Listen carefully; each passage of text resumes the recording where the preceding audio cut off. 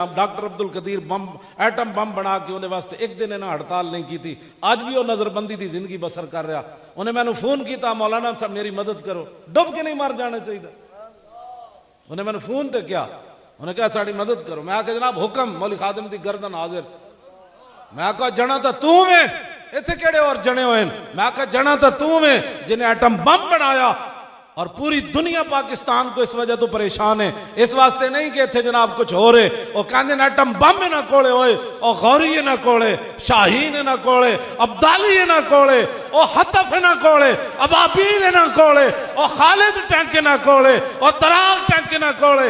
और ये तो बड़े बड़े लोग हैं, ये तो तबाह कर देंगे। हाँ जी, शेरो जोर लाओ, जोर लाओ।